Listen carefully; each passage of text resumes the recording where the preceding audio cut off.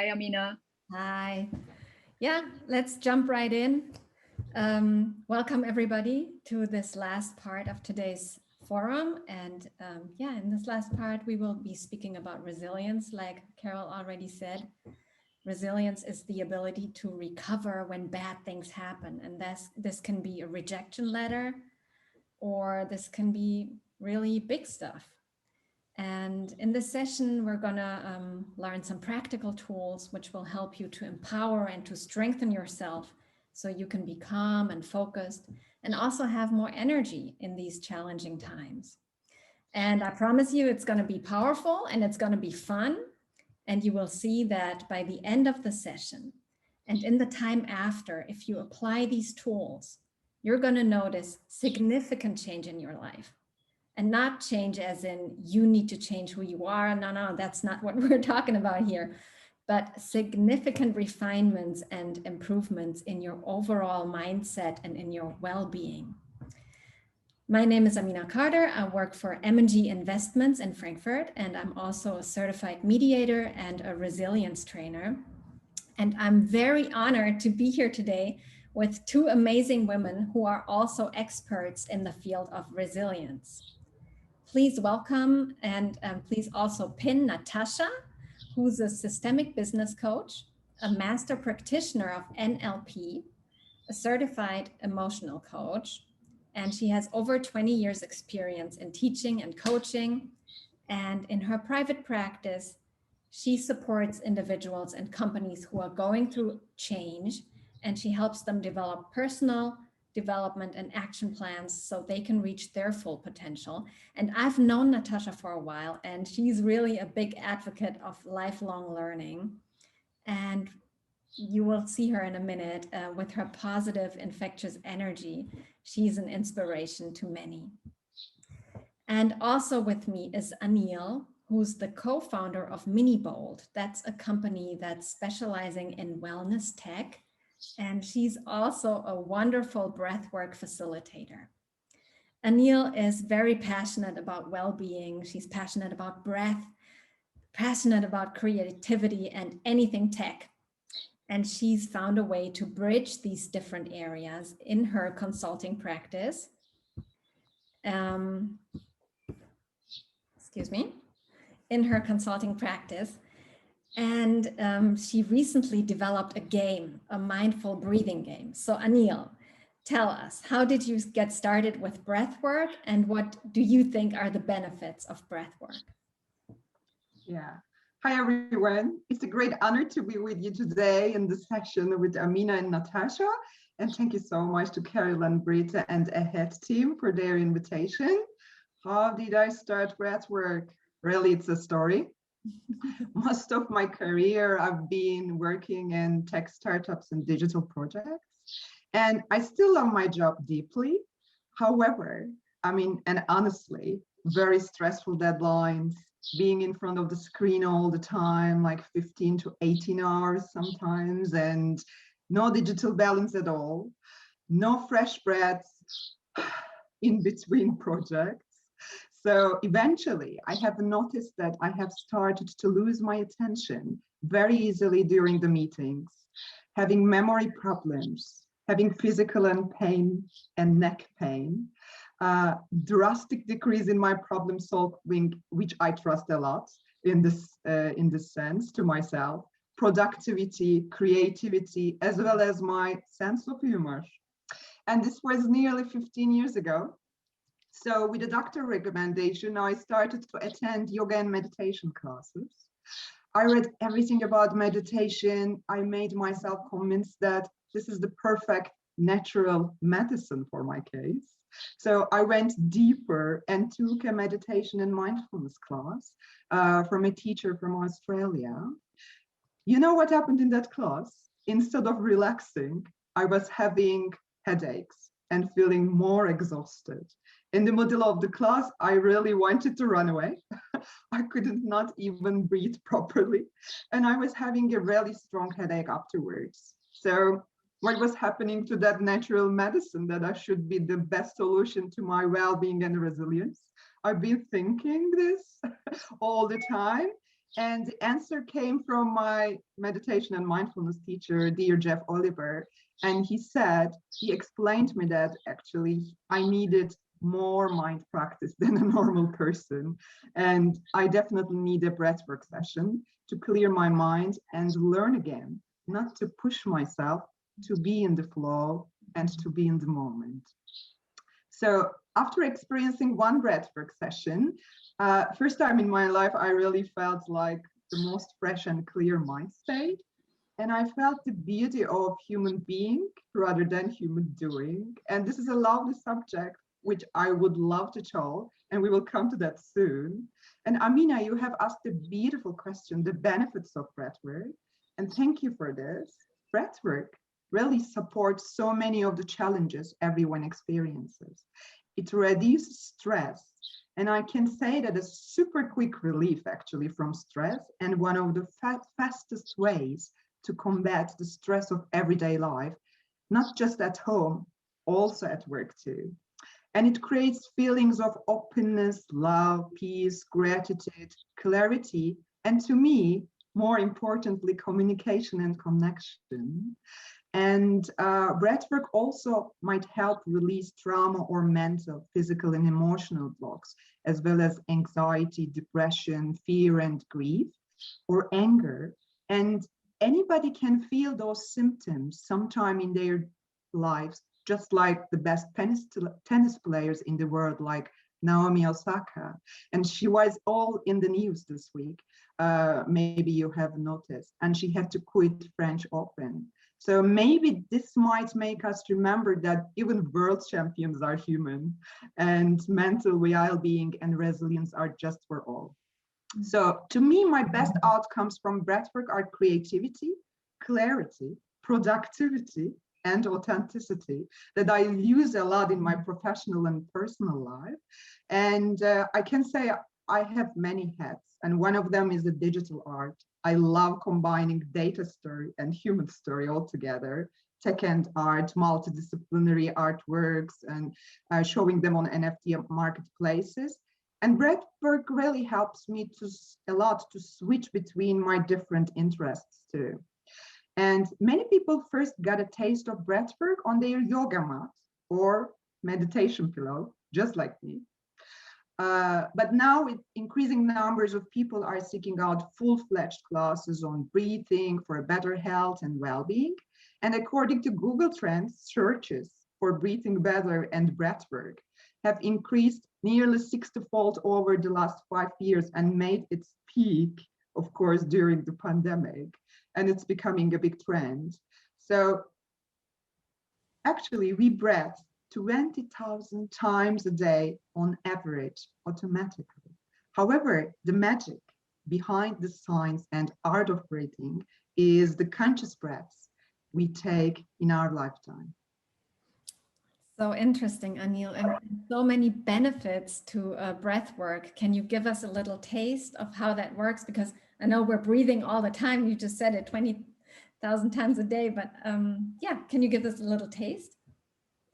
Yes, let's make a small example together. So some people think that breathing exercises are mostly used to calm down and relax.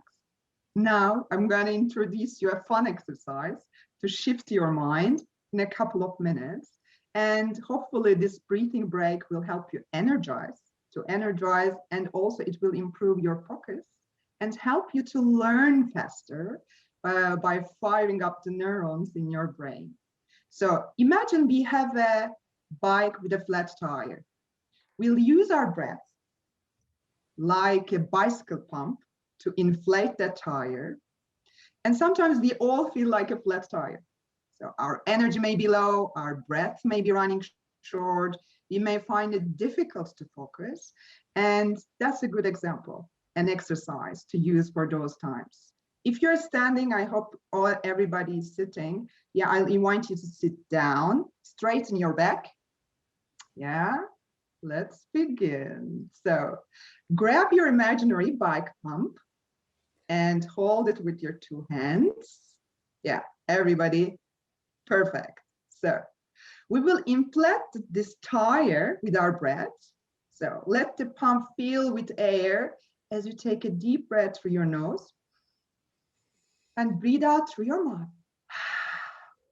Yeah, it's just a ha sound, not or something. Okay, while we are doing in Pilates or while we are running. So let's try it again.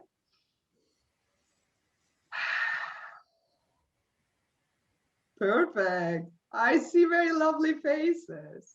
So now the fun part comes. We will do it a bit faster and we will do it like 5 times. I'm showing you a little bit right now just to taste. Okay, perfect. So when I say go, we will start 5 times. Ready, steady, go.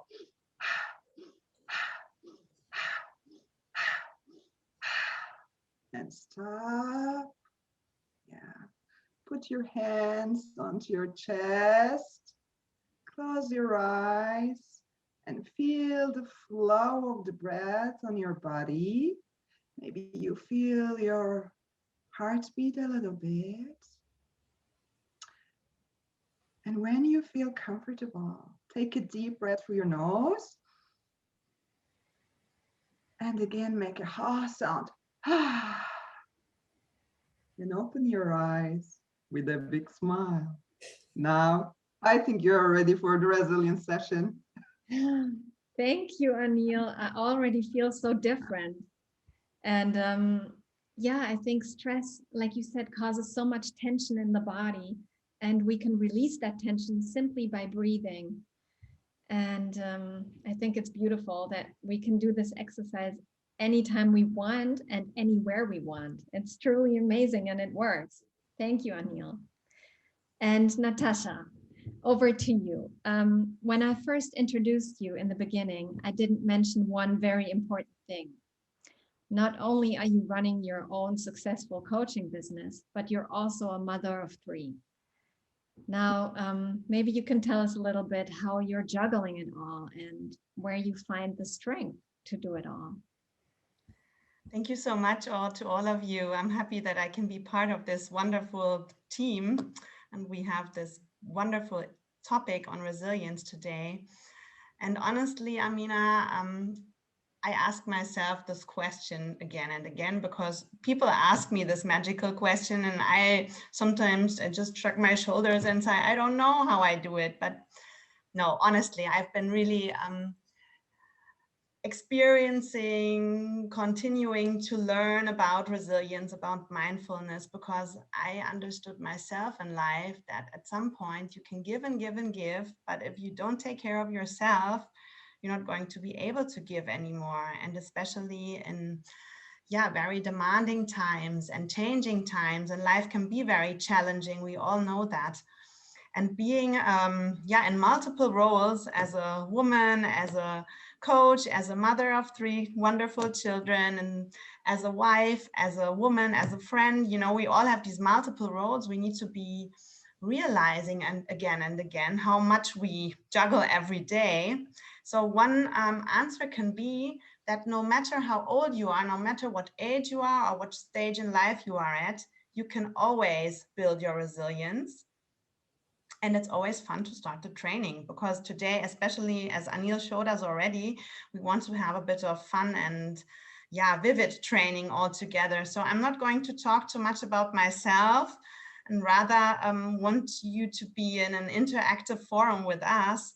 So I will share a little presentation which I prepared, or which we 3 prepared, and I just want to share it with everyone so that we also can have a little timeline going on, because I experienced that being a good time manager, a good energy manager, and a good self-regulation manager are 3 striking points already building resilience. And I wrote it down a little bit, and then we will do this very interactively. So don't wonder if I will pass on to Anil again or back to Amina, because that's the way we decided to do this today. Okay, so we started out talking about what is resilience. I kind of wrapped it up a little bit to say it's a superpower. It is what gives people the emotional strength to cope with adversity, trauma, and hardship. And the most important is that you always remember that you have a choice in life. Yeah, that you have a choice in life, and no matter in what situation you are in, that you remember to stop and realize how you think and feel and how you want to deal with the situation, no matter if it's in a private situation or if it's back at work. So developing resilience is both complex and personal. It involves a combination of inner strengths and outer resources, and there isn't any universal formula. So I want to really encourage you that you start seeing resilience as a toolbox within you, and that you can really nourish it anytime, anywhere, and explore. Yeah, make it a fun part of life to always remember to nurture this part, this resilience toolbox. And it's like the analogy of this forum. I always say it's clarify your situation, create what you can change, yeah, or the way you want to approach, and then also connect within you and connect with your outer world and the situation. So that's why I summed that up as 3 major points, I would say. One is self-organization. I already said that. Time and energy management. Make sure that you have a plan, but be flexible to throw it out of the window if need be. Yeah, like go with the flow attitude means for me that I have to stay flexible in life. If I'm a mother of 3 and I'm in the middle of a coaching session, I have to be organized. Either I have someone that can be called if something happens to my child, or I have to react flexible. If something pops up, then I have to accept the situation. So I need to keep up flexible. The other thing is that I call myself an integrative coach, because I like to really integrate all the different fields of, yeah, looking at your thoughts, at your mindset, but also at your heart set. I'm very interested in finding out how everything works. So I became a systemic coach, and I really found out the more mosaic pieces we have and we bring them together, the bigger the picture and the box gets, so to say. And this is how I feel about being very honored to support people on their path of growing and of changing. And therefore, I also want to share this attitude with you, knowing that you can always have an opportunity to change. Yeah, and lose the balance means integrate everything that comes along your way, because sometimes it can be very challenging to feel, oh, my work-life balance, you know, I have to work so much as a mother, as a coach, as a friend, and all these things, and my balancing time, my me time might be very, very small. Yeah, but yet if I integrate it in the big puzzle, it feels much better, and it's not related to how much time I spend in this. So I want to kind of encourage you to always check on your time and energy management. Ask yourself, what can give me some extra time? What can give me some extra energy? We already learned about the breath work. Next point would be to really look at your self-regulation opportunities, meaning, okay, what can you change? Yeah, regarding, for example, in a state of mind, if you feel stressed out, for example, in a conference, you could maybe have a little opportunity to leave the conference, go to the toilet, take a deep breath and come back. Yeah, and you might feel already much better with this little breakout session, so to say. Next would be the self-compassion. Be kind to yourself no matter what you do. Yeah, we live in a very stressful time, and we always focus on what we have to achieve. Yeah, to do our best in everything that we do. And if we do mistakes, we tell ourselves, oh, damn, I could have done better. If we have a long to-do list to run the errands, oftentimes we look at what we did not achieve. So I want to really invite you to be proud of yourself and really, really, really talk nicely to yourself. Self-compassion is a very big key to being resilient. All right. 3 powerful skills that I want to share with you interactively with lovely Anil. One is the stop exercise. I will show you in a second. Second is the acceptance, which are the things I can change, which are the things I can't change. And third is choose carefully where you put your attention. And there's one powerful question which I will give to you, and you can take it in any situation and you can ask yourself this question again and again and again. It's really, yeah, it's a nice training because we're talking about training here, and you can start anytime, anywhere. So, are you ready? All right, this is my favorite exercise. I call it the mindful stop exercise. Myself, I have this picture, yeah, of the green stop sign. Usually we know the red stop sign, which is very, yeah, harsh on us. If we overgo the stop sign, then we'll be in deep trouble. And I made it green because I think it should remind you in a nice way to have stops a couple of times a day. Yeah, so that stop really means the S for stop, whatever you are doing right now, and focus on yourself. Yeah, meaning, okay, take a deep breath maybe while you're standing in the line to pay your food, or while you're waiting to be called in the doctor's room, whatever. You can do this exercise anytime. You don't have to be in a stressful situation. So stop. Then the T stands for take a deep breath, even 2 or 3 times. Because as we learned, the breath is the connection between the outer world and the inner world. Yeah, we can always go to this, yeah, safe place within ourselves. Then open within yourself. What am I thinking right now? What am I feeling right now? And what am I doing right now? And oftentimes we're doing things and our thoughts are already in the future, or they're back in the past, and we're not really in the present moment. And this is very natural. Yeah, it happens to me, it happens to Anil, it happens to Amina. I think it happens to all of us. It's human, and yet it's a wonderful training, and you can continuously train your life long because it will continuously happen to us. So there's nothing that we have to achieve. It's more about reminding ourselves to enjoy the present moment and also being within ourselves. Yeah, this is the sacred and happy place that you can have within yourself. So, and then after you've done that, ask yourself the questions and then proceed. Self-determined. Either you continue what you were doing or you change if necessary. So this was an introduction to the stop exercise. By the way, I'm happy to share the presentation to whomever wants to have it. Yeah, if you say you need more on that, I'm happy. You can contact me anytime. And the second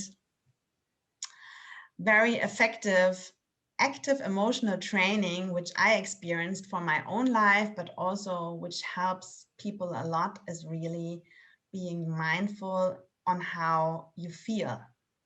Because oftentimes we cannot change the circumstances in the outside, but we can have a choice to decide on how we want to be with them. Yeah. And all of the emotions that we have, they're all wonderful and they are all for us. Never forget, even an anger or a fear or an anxiety, they are always your friends. They always want to tell you something. And oftentimes we don't listen to those emotions. And so the body intelligence pops in and reminds us, because, you know, the body speaks the language of the emotions. So whenever you have a headache next time, don't just go ahead and take a paracetamol. You can do that, but take a deep breath and ask you those 3 questions. Maybe, did I drink enough? Am I very tensed? Do I need fresh air? Do I need to move? Whatever, yeah. And then you take your paracetamol, but then you responded what your body, what your head sent you, the message. So I'm trying to really open up this wonderful field of emotional self-regulation training, because I think it has a big impact on resilience. At least that's what I experience for myself and for people I work with. And there is a way that you can train it every day. Besides being aware, you can just take 5-minute exercise, practice resilience by training 5 powerful emotions. I wrote them down here. Happiness is one of them. How can I make myself or others happy today? And if the day passed, ask yourself in the evening, maybe reflect. Did I make anybody happy today? It's never too late. You know, you can always call a friend and tell her you're great, or tell your husband he's great, or tell yourself you're wonderful. So, and then gratitude is the other one. What am I thankful for today? It always sounds really normal, yeah, and everybody talks about gratitude, but go into that feeling of gratitude. Ask yourself, where is my gratitude placed at, and what am I grateful for? What am I thankful for? Third one, very, very, very important, especially for us women, pride. What am I proud of today? Yeah, I've been having the opportunity to be a mentor for these wonderful women here, and I always experience that even if women go into maternal leave, they say, oh, I haven't worked for 3 years, I haven't worked for 5 years. And I say, oh yeah, you have been working, just in another field. And everything that you're working in contributes to your career, because we are CEOs at home. We run the laundry, we take care of the kids, we make sure that our husband can go to a 12-hour job every day. I don't know, but these are things you have to be proud of, and you have to honor them. So I have to always be careful because I love talking on these topics. Humility is the fourth one. Where did I encounter a miracle today? Even the rainbow outside, or the birds. I was hearing birds here in the session at some point. It's a miracle that we can open our eyes and that we can see everything. And sometimes we need to really touch base again. And the fifth is relaxation, breath work, meditation, sport activity, natural nature walks, whatever. I mean, you know, if we move, also our brain moves, and our body moves, and our emotions move. So it's always good. And even if it's just, as I mentioned before, going out of the meeting for a second, walking to the toilet, and imagining yourself nurturing your resilience toolbox. And now I'll pass back on to lovely Anil. Thank you. Oh, Natascha, that was lovely, especially that nature intelligence and emotional intelligence connection. I love it. And nurturing ourselves, we forget it very quickly as women. I know there are some men between us, but as women, we should remind this ourselves all the time, I think, especially the ones who have children around. So I'm going to talk about that human doing and human being stuff. So hows and whys everywhere, and we have many roles during the day in our professional lives and our personal lives. So it's not easy to be in the face of a human doing and a human being in a second. So all of us need the time to slow down and evaluate what we are doing. And it's actually simply essential for becoming more productive and focused than ever in this digital age. So we'd better practice good self-care in order to be the better version of ourselves. So the difference between a human doing versus of a human being is a matter of setting the right priorities in life to me. And the only way I know from my experience of doing that is to slow down, create new habits and daily routines, and keep yourself focused on your whys other than hows. So I know. And sometimes it's not that easy when it comes to practice, honestly. And maybe some of you have been already practicing some meditation and mindfulness through different sound apps, and still it might be not easy. So the ones who have been doing, and even who have never done before, I have good news for you. So we will make a quick and fun meditation exercise together. It's a draw breath exercise. Yes, we will be drawing with our breath. And for this exercise, you need a pen and paper. So we will draw a magic number, which might help you on your pathway to resilience. Woohoo! Hopefully, this number will give you some calmness at the end of this draw breath exercise. So, is everyone excited for this magic number? Ladies and gentlemen. So, great. I love that. You still some time to grab a pen and paper, and I will talk about a little bit digital balance to give you some time. even for the ones who have trouble practicing meditation might be benefit from this draw breath exercise. And you can even try this with your children at home, like a family resilience session. So as we know, meditation is a mind training, which all we need, but thanks to the digital age, so we need it more. And I will introduce you to an interesting word. Some researchers call it email apnea or Zoom apnea, like sleep apnea.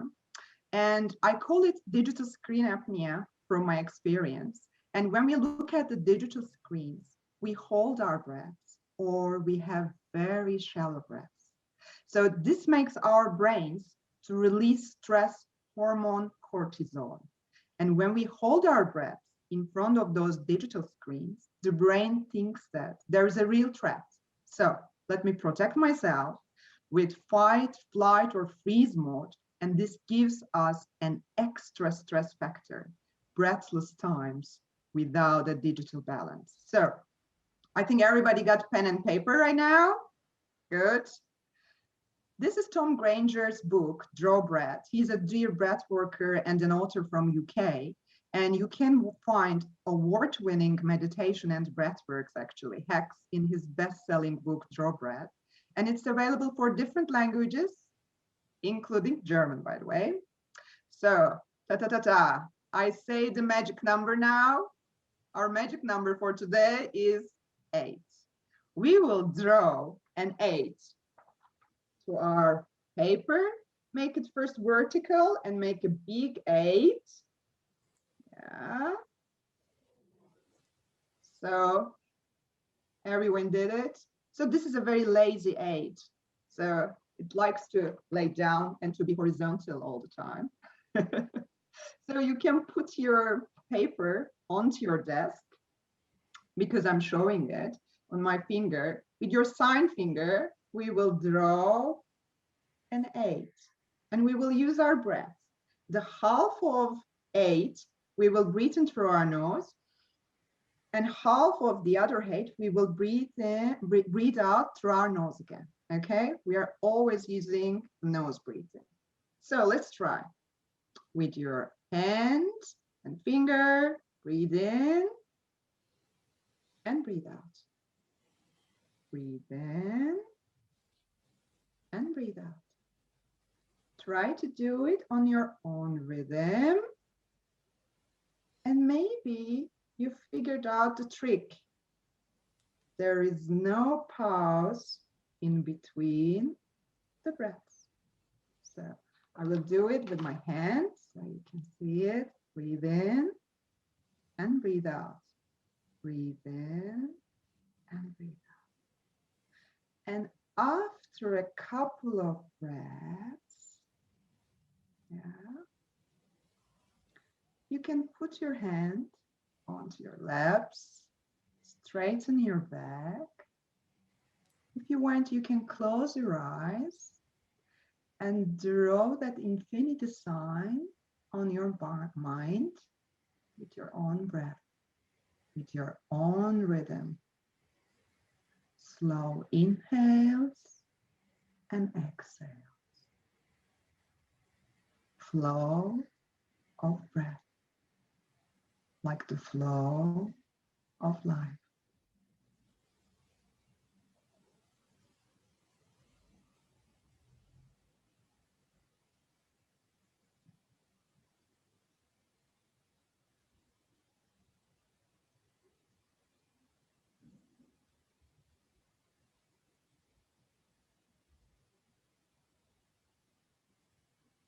And when you feel ready, you can open your eyes with a big smile. I know you don't want to open your eyes because everybody's tired, right? It's better when you close your eyes. Thank you for breathing with me. And for my last words, I'm going to say that just before passing to Natascha, my book starts with a very nice phrase with Nhat Hanh, and he says, breathe your own line. And I say to everyone today, breathe your own line. Thank you. Oh, that was so nice, Anil. So beautiful.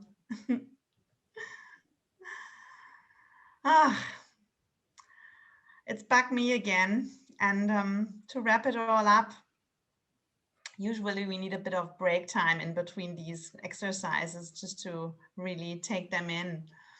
And I hope you will have time today to recover, rejoin, and try everything out that you heard today, that you learned today. And it brings me to my third skill, or to my third impulse for you, which is very powerful. It's the question: is what I am doing helping or harming me? Now, what do I mean by that? Sometimes we do things we're not even aware of. Be looking at our messages while our child is playful in the room or stuff like that. And sometimes we really have to ask ourselves, is what am I doing helping or harming me? Even if I'm in a grief situation and I lost a friend and I'm not getting over it, and I continuously looking at the photos, it makes me feel even worse. It makes me feel down. And so in a situation like that, I can ask myself as well, is this helping me to look at the photos now, or is it harming me? And then I can close the book and I can tell myself, okay, I have her inside of me, I have her around me, whatever. And I'm trying to give you different examples, even at work. Yeah, sometimes you are in a discussion with a colleague and you continuously quarrel about maybe something that has not been done right in her attitude and her way of the way she sees things. Just accept that she might or he might see it differently from you and stop arguing. Yeah, just say, all right, it doesn't help me to get my right now. It's better to accept that he has a different point of view or she has a different point of view, so I can stop quarreling and nurturing what I need in that situation, you know? So for me, this is really effective, and I wanted to share this with you in the end because I think it always helps you and it has a huge impact to put you back in the driver's seat. It gives you the control over your decision making. Yeah, and oftentimes we even blame others for the way how we feel about certain things. And to have the choice and to know, okay, this is the way I feel now, but I don't want to blame anyone for the way I'm feeling, and I can change about the way I'm feeling. So please find your own language that works for you. Yeah, make an intention, deliberate, ongoing effort to tune in what is good in your world, because we are all human, unique, fantastic, powerful creatures. And I always want to support people and children and everyone in the situation, even organizations, to remember what connects all of us, yeah, and what connects you, especially within and without. So please take this as the last slide to remember. Nurture the lotus flower. The three of us chose the lotus flower because there's this lotus strategy, and if you feel resilient within yourself, within your toolbox, and it has many leaves and it grows from the mud, you know, and becomes so beautiful. So always remind yourself, no matter what you experience, no matter what you're going through, it makes you more resilient. It will help you to grow. It will help you to become the person you are, and you're wonderful. And yeah, that's the secret of resilience that we wanted to share with you today. Thank you very much. And thank you, Anil and Amina. And of course, the whole AHEAD crew and the head crew.